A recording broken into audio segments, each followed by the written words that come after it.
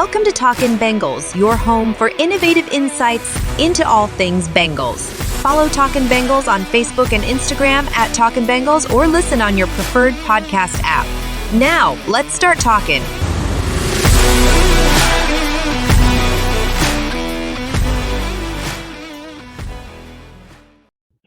Hello and welcome into Talking Bengals. It was a big weekend, Sunday Night Football. Bengals won their first game on Sunday Night Football in 12 seasons, and the first one at Paycor. Very exciting performance. So I'm actually going to go a weird direction here. Bernsey, you get to talk first this week. Hello, Bernsey. Man, hello there. What a start to that game, right? Like, it just, offense came out clicking. Hey, Nick, who got involved? Who scored touchdowns? He scored one touchdown. Thank you very much. I'm just saying. What's his name? Irv. I'm fine with eating crow as long as he's doing well. That's all that matters. Yeah. Apology accepted. I'm not apologizing. He does well one game. It's all right. Let's make sure it wasn't a fluke this week. Consistency. Oh, that's the name of the game, buddy. Let's go. Man, it's like we're already getting into a fight 30 seconds into it. I like it. Getting it nice and rubbing people's noses and stuff. It's going to be a fun episode, everybody. And Hoop is here. Hoop, how you doing? Who Dey, baby. How about That's that an game awesome Sunday? jersey. Oh, I know. You gave it to me. I know. I'm calling it out. I'm too cheap to buy my own. But in all seriousness, recapping the Bills game with the Bengals, just like Bernsey put out there, dominant performance to start off. That was a great drive. Took it to them. Yeah, I mean, it could have been a bigger victory. You know, they had some places where they stumbled here and there, especially, you know, that drive where CTB intercepted the ball and then they went backwards like 25 yards.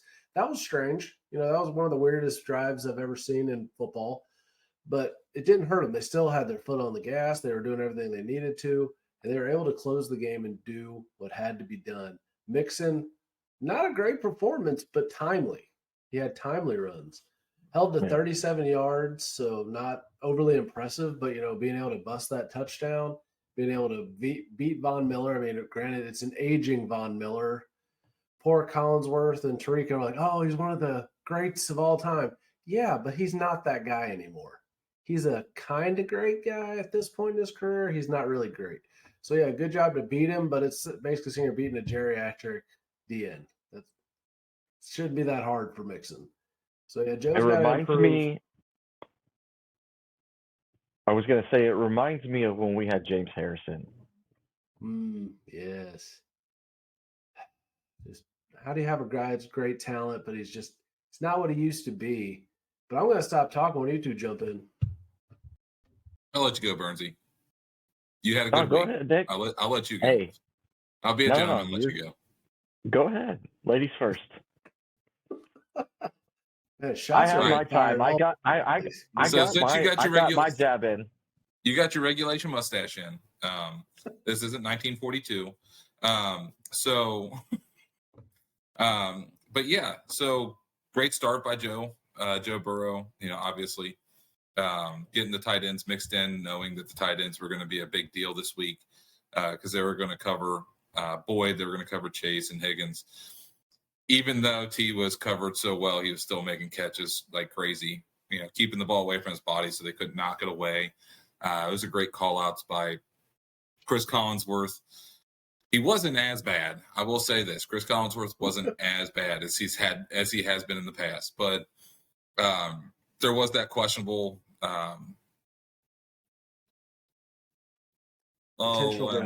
intentional grounding. I don't agree with that. I don't agree with that call. I did agree with Chris Collinsworth. Rarely does that ever happen, but I did agree with him. The receiver cut off short, and Allen just. But anyways, great performance by Joe Burrow.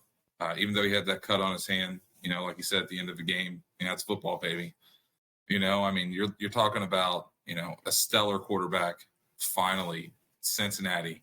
We are talking about a stellar quarterback in our lifetime, and not a boomer at the end of his career. I mean, just a stellar quarterback. You know, we have great wide receivers to complement him. I think the offensive line is finally clicking. Joe Burrow is able to escape the pocket when he needs to. Getting that calf injury, you know, in the past where it belongs. Our defense, you cannot say enough good things about the way our defense has been playing all year. Absolutely amazing. Cam Taylor-Britt, just wow. Just wow. All right, Bernsey, go ahead. You and your mustache.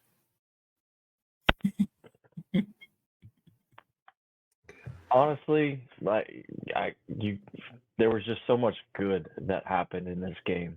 We kind of tailed off there at the end. You know, we kind of got inconsistent in the second half, but we had enough, like you said, Nick, defense to play all 4 quarters to just keep us ahead the entire time. They kind of got gassed there in the fourth quarter. We got to see Josh Allen do a little bit of what Josh Allen can actually do, but we kind of got to see that the Bills and his. Well, it sounds like Burns is trying to cut in and out a little bit, so I'm going to put him in timeout for a moment so he can get his audio straight. But one of the things, talking about Josh Allen doing great in the fourth quarter, why would you put DJ Turner on their best receiver? And then why do you put him on him for the 2-point conversion? I just don't like, you just got him burned. Let's do the exact same thing over again. That's the only question I have for Lou the entire game. I get it. Let the rookie try on the touchdown, but put somebody else on him for the 2-point conversion. I don't understand the logic there. And so we actually made ourselves seem younger by one of Nick's comments there, you know, saying that Boomer at the end of his life or end of his career was in our lifetime. The original Boomer, we're too young for that. So, hey, last week we're really old. This week we're a little bit young. So we're finding that happy medium. It's a good place. Burns, let's see if you're back. Yeah, so like I was saying, we were seeing Josh Allen and the Bills relying on Josh Allen a lot throughout this game. If I'm good on audio, I can't tell on my end. Okay, you're good sounds right good. now. Yeah. Fair enough. But yeah, they're relying on Josh Allen a lot, and that's us to show the rest of the league that the Bills are indeed beatable. And now it's going to be coming down to consistency and just taking what we are learning about this team and taking it on and so forth. Hot streaks. It is hot streaks, and we're on a winning streak, which is always nice to see. You know, they don't come around every so often. But last year was a big one. Can they go on the same kind of tear? I don't know. They could. This team's playing great right now. I don't think there's anybody in the league that I'm afraid of. And everybody's talking up the Ravens like they're going to be a number 1 seed. And yeah, they're playing well, but I still think they're overrated. They have gaps. They have holes. They're playing not great teams. I mean, putting up a bunch of points on the Seahawks that, yeah, they looked okay. The Bengals could have put up a lot more points on the Seahawks when they played them. They just didn't have their best game. So I think there's a possibility that, you know, the Ravens are just overhyped, overrated. And the Bengals usually play pretty well in Baltimore. Maybe I'll be proved wrong in a couple weeks. Hopefully not. But yeah, I think the Bengals have a lot of opportunity. And that's kind of where I want to go to now. What's going to be the keys to their hot streaks? If you could pick one player other than Joe Burrow and Jamar Chase who has to have a great second half of the season, because we're at the traditional halfway point here. You know, now there's 17 games. That kind of makes it weird. We should call us at halftime and have a podcast right in the middle be at the halfway point of the season. That'd be odd. But who is that player? Nick, what do you think? I'm not going to say T. Higgins because I think T. Higgins is right now in a consistent streak there. I think Tyler Boyd. I think offensively, I think our hot streak needs to continue with Tyler Boyd being able to step up and be that third receiver, be the third receiver option, to be able to stay open the way he has been. Just him keeping that hustle on the offensive side, I think that's going to be a huge key to the Bengals' success offensively. I think defensively, I think that Nick Scott or Turner coming in hot, you know, being the younger guys, I think that them one of them stepping up defensively is going to be one of the big keys. Because you know what to expect out of Pratt, at Wilson, Hendrickson, Hubbard, Reeder, Hill, and obviously Cam Taylor-Britt. So we need one more defensive back to step up. And once we get that, I think that our team is complete. So I think that's going to be a key to the hot streak, because especially when you're going in playing Lamar Jackson in Baltimore, it's going to be a hyped up game that, honestly, I'd be surprised if it wasn't prime time because of how hot it's going to be when it comes in. So it's going to be a great game to watch. Kind of sad I won't be there, but it is what it is, but it's going to be awesome to watch. What do you think, Burns?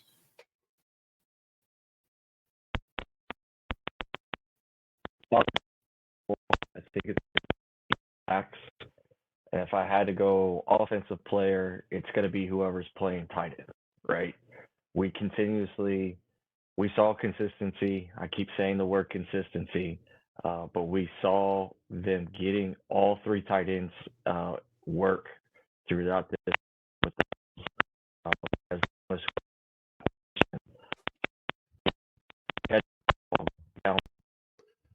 Again with the audio issues. Man, we got to get this figured out. You're killing me. You are putting the penalty box 2 minutes for crappy audio. I think he needs to unblur his background and just show us the white wall behind him.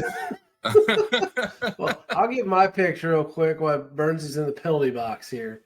So I think Joe Mixon's the offensive key. Like, he has to play well. Am I saying he needs 100 yards per game? Absolutely not. But you got to keep up those timely runs like I mentioned before. But getting into the grind in the wintertime with the snow, ice, miserable conditions, you need to be able to run the ball. And right now, other than Joe Mixon, there is not a running back on the roster, in my personal opinion. They don't have anybody who can carry the load, anybody to help him out. So there is so much pressure getting put on his shoulders that he's going to have to make a difference. And just to point out something, the Baltimore game is in prime time. That's a Thursday night game.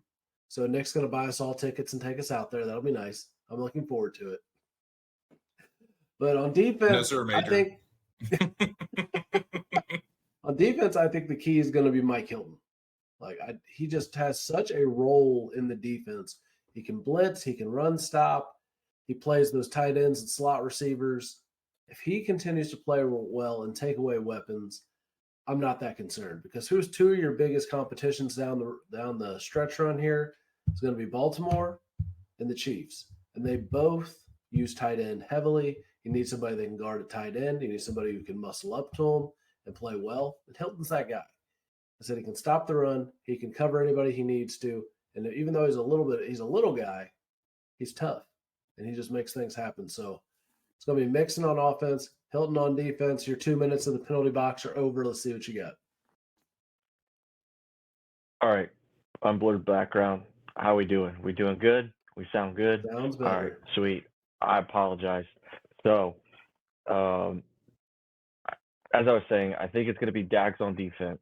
Kind of what you were saying, Casey, where Mike Hilton. But Mike Hilton's been playing well all year, right? He's been doing what he does best, and he's just been going and attacking the football or whoever's got the football. So I think it's got to be Dax, because he's coming in, he's filling in for Jesse Bates. Jesse Bates is gone, and we have an incredible void there. Although Dax has been playing well at the same time, he's just got to make that extra step and be that Pro Bowl caliber safety that we need, because they've got some deep threats down the field coming up between, like you said, Baltimore, that Rice guy from the Chiefs. He can get down the field. He's the one that's being replacing Tyreek for them.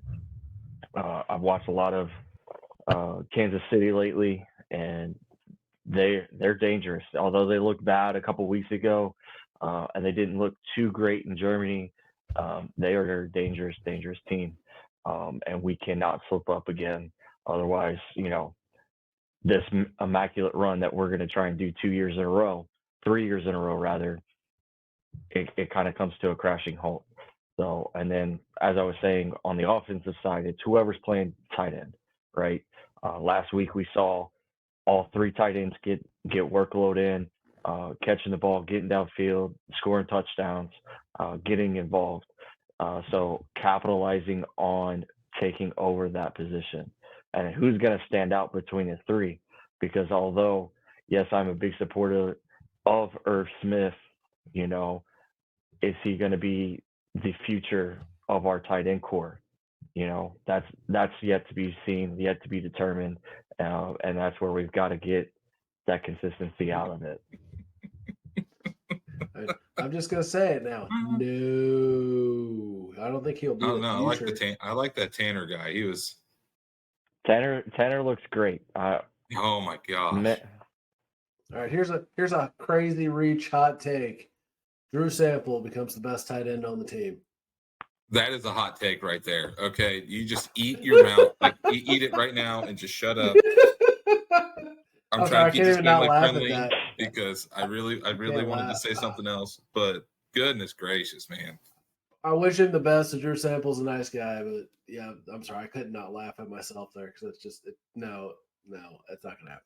What happens when he does, though? What happens when he does become the face of the Bengals with the tight end? He becomes the Travis Kelce for the Cincinnati Bengals. Man, what is he in year like 4? Hold on, oh my gosh. That's a quarter take than the pizza that's still sitting on my table for the last 3 days, okay? Like, no. Just turn the camera and show it to us. Don't even put that out there. We lose all credibility saying Drew Sample is going to become Travis Kelce. Again, okay. I said what if. Super nice guy, but it's not going to be Travis Kelce. Please. So I said what if. That's okay, been the guy what if.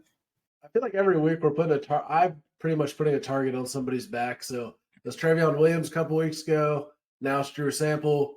Even though Drew Sample had a great touchdown. I mean, the funniest part of his touchdown was I'm sitting there with my 10-year-old, and she's like, he doesn't look like a football player the way he's running down the field. And like he just didn't even expect to juke the guy. And it was like almost like a Madden like 01 or 02 where like the weird flops happened and like it was a glitch in the system. That's what it looked like. Like, oh, he got past the guy and got a touchdown. He looked just as surprised as all of us that he made it. Oh gosh, Drew Sample. Sorry, once again, I'm not a professional athlete, so I shouldn't be laughing at professional athletes. But it is what it is. I can't score a touchdown in the NFL either. So there we are. He's got one up on you, Casey. He does. He's got one up on you. He does have one up on me. I mean, I do feel like I could be a major league pitcher, but that's a conversation for a different time. As bad as the Reds have been, I could give up some of those ERAs there. Yeah. Doesn't have to be a good major league pitcher. I just said I could be a major league pitcher as bad as some of these bullpens are. I mean, didn't we play with some minor leaguers back in like 2009, Casey? We did. We did play with some former minor leaguers, but that's for a different podcast. I'm way going off the rails. We're talking football here, boys. Come on, fellas. You think you're playing football? Yeah. What is this foosball? Is this foosball? All right, we need to move on before we go down some other crazy rabbit hole here. All right, so we've talked about who we think is going to be the biggest keys to the rest of the season. Let's take a look at the upcoming game. So the Texans, they're not, I wouldn't say a great team. They're a feisty team. They're very much fighters. CJ Stroud is the real deal, in my opinion, at least at this point. And people are underestimating them. I don't think this is a game you can take lightly. This is a team that will come in and beat you if you just look past them and start looking toward the Ravens. It's a game you should win, which anytime for the Bengals, a game they should win makes me extremely nervous. Oh, especially the Texans. I don't know what it is. The Texans and the Bengals, unless we get Brandon Allen to play, makes me extremely nervous because they just always seem to overlook them or expect it to not be the kind of game that it is. And this week, they've got to play well. So what are the keys to victory this week? Go ahead, Bernsey. Oh, man, I'm getting the lead off again. Man, it's like – yeah, I mean, your connection next to that fast food restaurant's coming in good now. Oh, God. It's like when you get told that you're going to lead off in baseball for the very first time, and you just get all excited and you don't know what to do. It's like Tommy Boy trying to make a sale. Yeah. Anyway, sorry. Probably I'm gonna going screw down it up. rabbit Yeah, hole. probably gonna screw it up. There we go. All right. Strike 3. Oh my gosh. Oh man, we got to do. Anyway, let's gonna get be a back to the doozy. Texans, right? The Texans do feel like a trap game, Casey. They absolutely feel like a trap game. The good news is we don't have JJ Watt on the other side of the field this time. You're not looking stare down prime Deshaun Watson, healthy Deshaun Watson.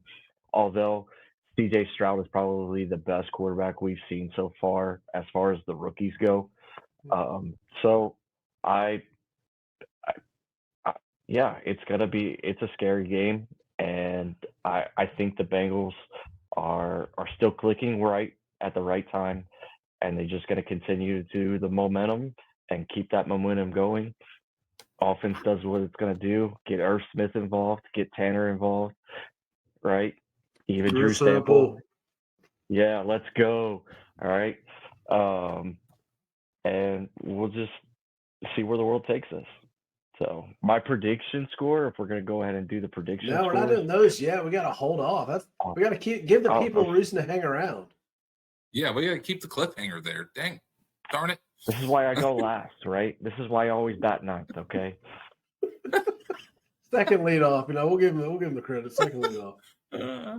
We'll make him feel better about himself. Oh, you're calling me Billy Hamilton. I like it. No, not that's a good reference. Anyways, so we're gonna go with my thoughts here. So yeah, I think the key on offense, obviously, to continue to drive the ball. Make sure we don't make those little mistakes. Playing good fundamental football, the way that we played 2 weeks ago, and how we played in the first and second quarters this past Sunday. Good fundamental football on offense. Making sure we're staying balanced offensively, and making sure that the Texans have to defend against Joe Mixon with the run, so that way it opens up Jamar Chase, T. Higgins, and Tyler Boyd, and whatever tight ends on the field. I do root for Drew Sample because he's the underdog of the tight ends, so I'll root for him. Anybody who's a Bengal, I'll root for you, even if you may not be a good person. Okay, now we're going to Drew Sample. The title of this episode is "We Support Drew Sample." That's totally going to be the title. Hey, I'll root for Drew Sample all day long. He does seem like a pretty good guy. So, so offensively, just like what Bernsey says is saying all this whole time, consistency, making sure that we're staying balanced offensively. Defense, we need to get in to Drew Stroud's or whatever his name. We need to get in the quarterback's face. We need to make sure that he's not comfortable in the pocket, and because he's a rookie, he's not caught up to the rush what Hubbard and Hendrickson can provide. And then having Reeder and Hill up the middle, I think that having that rush and then sending Mike Hilton off the edge a few times just to keep him on his toes. I think one of the times of them rocking him is going to be all it really takes. Cam Taylor-Britt's going to have a huge game, I think. And, I think Turner might have a hey, I'm a professional athlete. I'm out here for a reason game. So I'm rooting for Turner this week. He's really had a pretty darn good year. He's really been underrated, been undervalued, really underappreciated. He did give up that touchdown in the 2-point conversion, but I mean, he's a rookie. He's got to come into his own, and it takes time. It's time. I think he's got it. So I think offensively balance, defensively, the younger guy stepping up is really going to be key. Casey.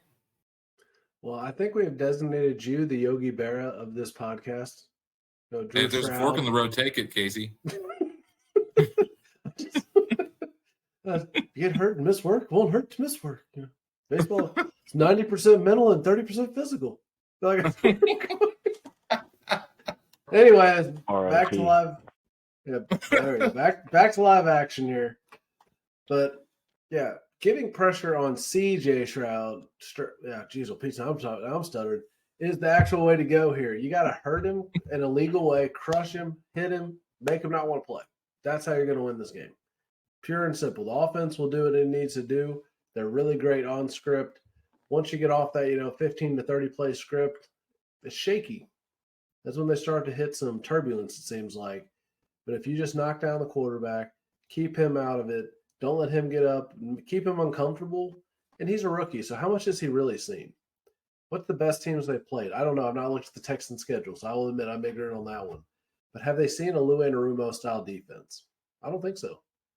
I don't think he's seen anybody that's quite that tough. So keep him down. Don't let him get going too far. And, talking about great things, let's move into our Who Dey history here. And you know who I got to let lead off on this one. So, Burnsy, you've been benched. Got to let Nick lead off because it's his favorite guy. Go ahead. Well, second favorite to Pickens. You and I with Carl Pickens. My favorite, most recent receiver is Houshmandzadeh. Without him, Chad Johnson may not have gotten the spotlight the way he did. Every time they would double, triple cover, Chad Johnson, there's Houshmandzadeh right across the middle catching the ball. Yes, he would drop a ball every once in a while. He was human. But Houshmandzadeh, you knew he was coming in clutch. And, get out of here. Get out of here, Burnsy, you and your mute. Houshmandzadeh coming clutch. That's all I could remember about TJ. Always smiling. He was like a kid out there playing on the field. I mean, really, honestly, just watching him play was like an inspiration, especially to young football players, to see somebody enjoying playing a game. And even as an adult out there playing like a kid, he was happy as a kid in a candy store. Just loved football. You could tell he loved the team and loved the chemistry that they had. It's kind of a shame that Carson Palmer went down against the Steelers. The big guy rolling on his knee because that he didn't mean to. But yeah, allegedly, quote unquote, allegedly. Don't sue us.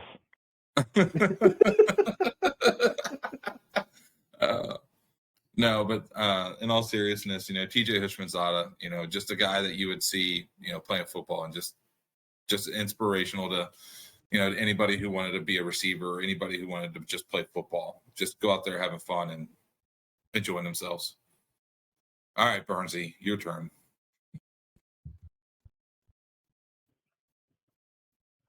Who's your mama? Houshmandzadeh.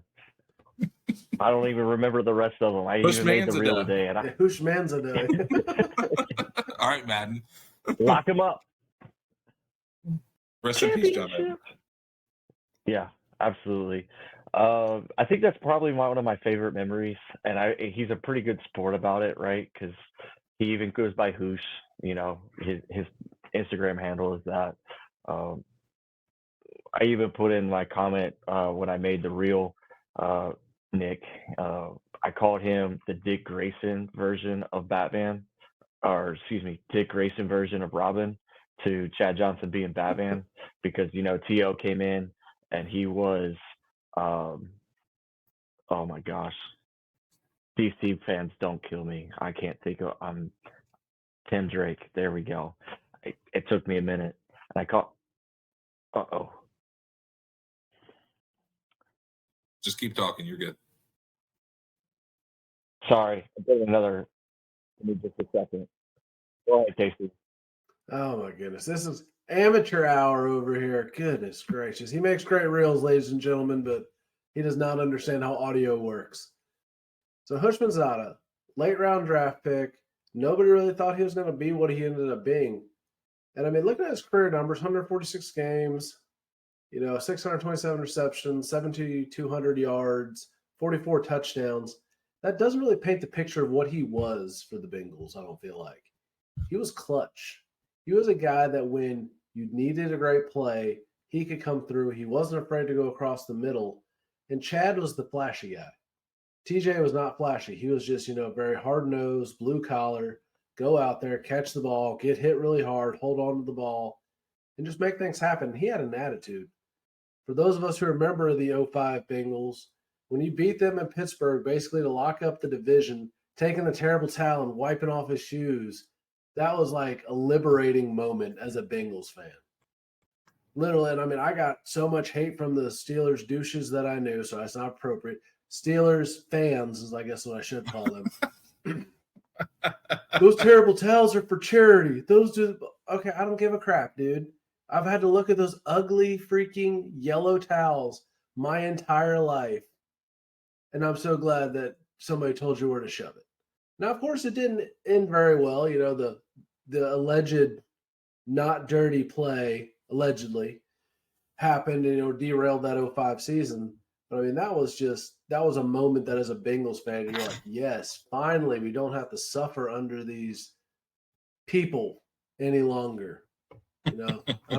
Trying to keep it PG is really hard when I talk about the Steelers because I have an unhealthy amount of dislike for them.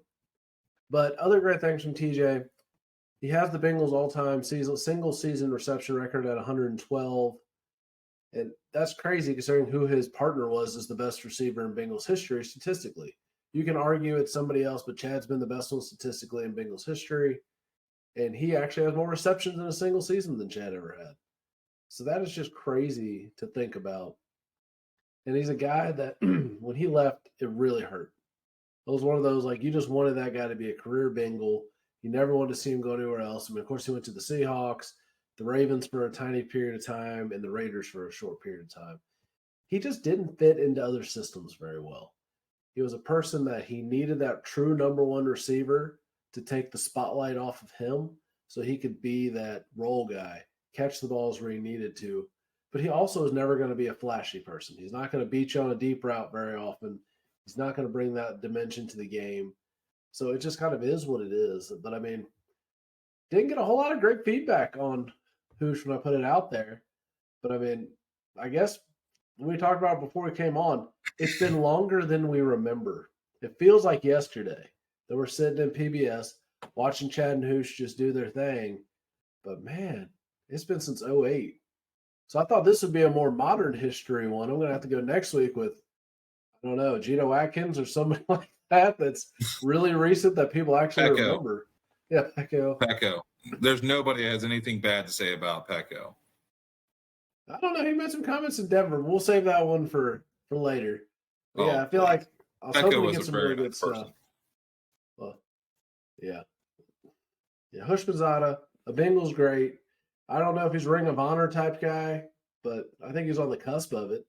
Maybe like, a late addition in 20 years or so when they're just trying to get some, old timers in at that point.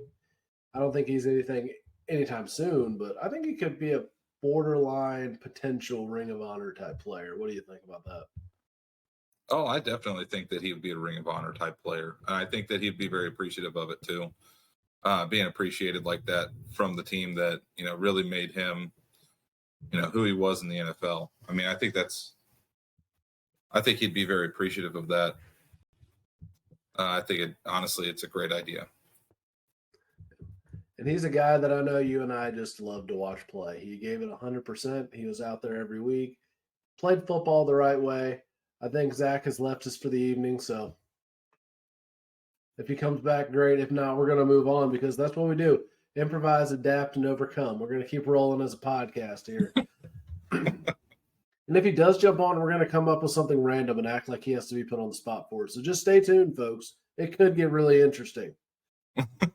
If it hasn't already. If it hasn't already. If you're still listening, why? No, I'm just kidding. All right, God, we were just off the rails all over the place tonight. I'll tell you what, man. Dude, Ken Riley, it was so sad that, he wasn't inducted to the Hall of Fame when he was alive. Mm-hmm. Just seeing his family there and being able to celebrate the fact that he finally got the recognition he deserved. Absolutely amazing. Absolutely amazing. I loved it. And see, that's something that makes me a little bit jealous. Back when we had season tickets all those years, the fan experience is not what it is now. I don't really remember them ever doing the only excuse me, the only thing I remember that was a really cool, like for a player experience. And once again, I'm going to date myself here.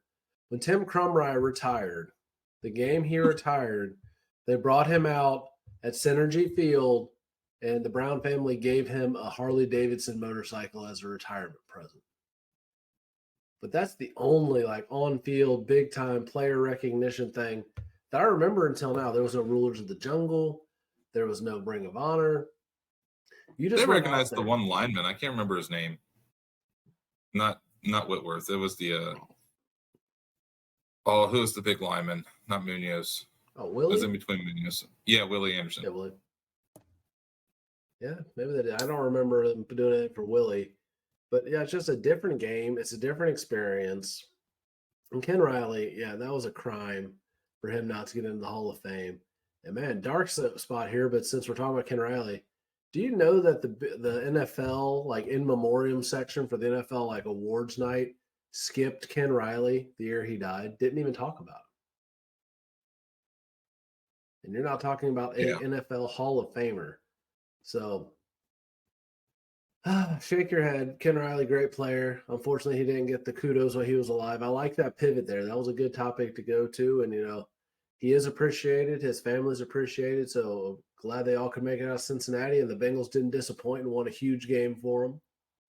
So That was awesome. And moving into huge games, now it's prediction time here. Because every game is a big game until the end of the season. They got to play Bengal football, as Duff would say in the post-game video in the locker room. It's not they got to play us this year. It's they got to play. We're playing Bengals football. So, what's your score prediction for this week? I think that the Bengals come out and make a statement. I think 35-10. 35-10 Bengals. I think they come out and make a statement. I like that thought. Because that's what they need. They need to come out and make a statement. I think they're going to hang some points. Talk about it into existence. It's going to happen. We're going to get some good energy, good vibes out there and make it happen. I'm always worried about trap games, though. I want to make that bold, like 42-17 or 42-13 prediction here. But, man, it feels like it's a trap. Admiral Akbar, it's a trap. Like, we're going to get comfortable and relax. And I don't want that to happen. So, to, keep the universe from jumping on me and being too optimistic, I'm going to go with 28-17. Comfortable victory. They're in control the whole game. They're still figuring out a few things on those off-script plays. But it should be a good game. I'll take 28-17. I'll take 18-17. I'll take whatever score gets the Bengals to win. Whatever it is, just win, baby. That's all we need. Agreed. Just as long as we win. We've arrived at closing thoughts at this point. What do you have for us? I think closing thoughts, I'm finally super excited for every Sunday or Monday or Thursday, whenever they play, to finally talk good about my Bengals. Right? To finally be able to say, like, hey, I'm a Bengals fan, and be like, not ashamed of it. I remember growing up, people were like, you're a Bengals fan? Like, why aren't you wearing a brown bag over your head? That's terrible. Like, now it's, oh, you're a Bengals fan. You're only a Bengals fan because Joe Burrow. Like, buddy, I got Bengals stuff that's older than you are. like, I still have my baby plates and spoons and forks from when I was a kid, and my godfather gave them to me. I was like 18 months old when he gave them to me. Gave them to me for my christening. So, yeah, I've been a Bengals fan ever since I knew what being a fan was. So that's, it's been at least 32, 33 years now. So it's finally nice to be able to say that. And I'll just keep my final thoughts to that. I think that it's, finally, after so long, we've at least 2 solid years in a row, and now a third one where we're expecting it again. Yeah, I mean it's an amazing feeling, and 05 we were super like you thought, okay, this is when they're going to be legit, and then you had a couple years that so not so great, and that was disappointing to hear. And I'm going to have the cuckoo cock in the background. If you don't like it, where are you going to go? Hey, Papal's chiming in, man. Papal is chiming in. But he's like, I'm going to get my word in. Get out of here. Yeah, he'd probably have better words than I do. But, looking at it, so that's when we thought it was going to be real. And then you look at the Andy Dalton era, and it just, that almost, other than that 05 playoff game, the whole Andy Dalton era from, 11 to 15 was heartbreaking.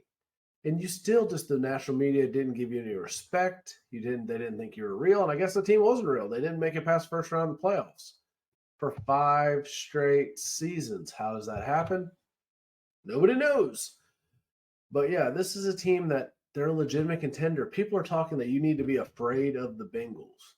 I don't remember any other time in my life people saying you need to be afraid of the Bengals. Now, are they hated by a lot of the fan base still? I don't know why people hate Cincinnati. It's a nice place. It's as good as any other city. I've been to a lot crappier places. So, I mean, yeah, Pittsburgh. Oh, God. Man, we are really going to struggle with the Talking Steelers guys when they come on board, aren't we?